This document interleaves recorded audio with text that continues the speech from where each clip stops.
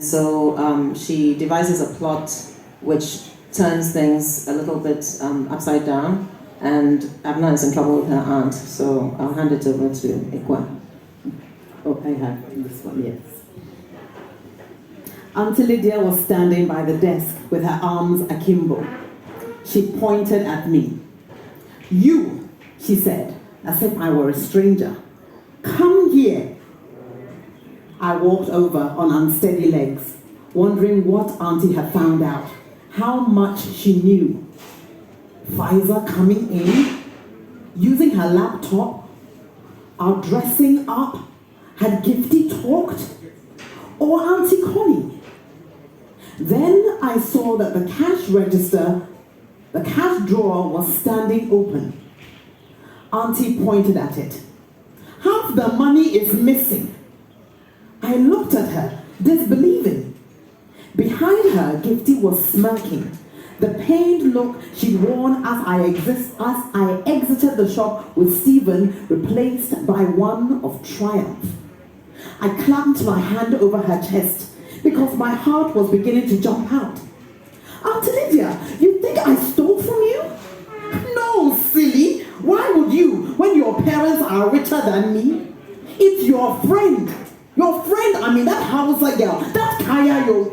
She spat the word out like something disgusting. I reeled.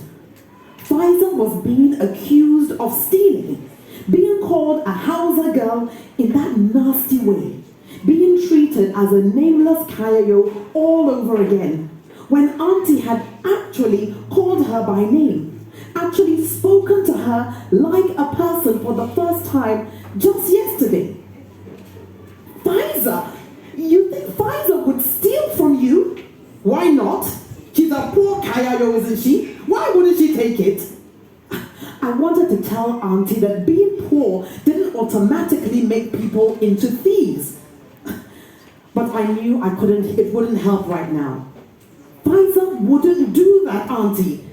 I know she wouldn't. Please believe me." "But I hear you've been bringing her into the shop," she fired with a flourish of her hand. She was watching me keenly. So was Gifty.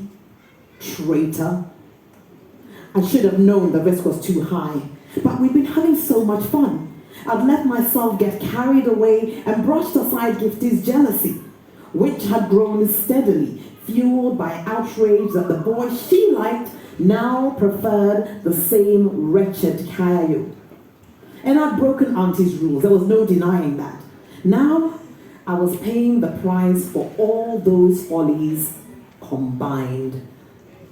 Gifty stared brazenly at me. "Auntie, I'm sorry," I said.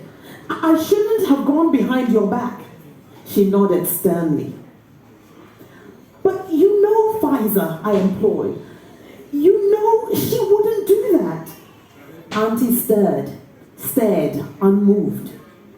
She wouldn't, I tell you. She'd never steal a I faltered, remembering the time she'd stolen money from her own auntie and tried to cover up, but it was too late.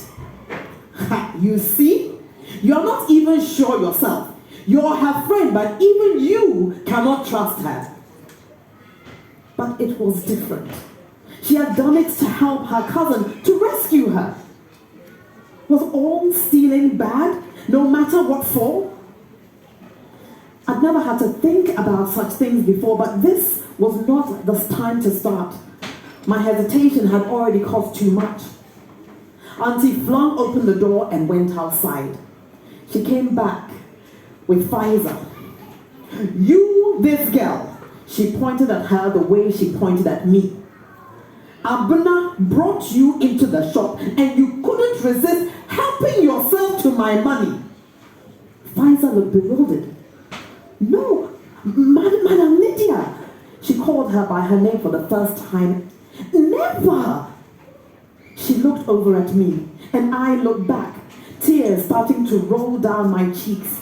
Auntie addressed us both. "This is what I get for allowing my niece to befriend a common Kayayo." She grimaced as if the word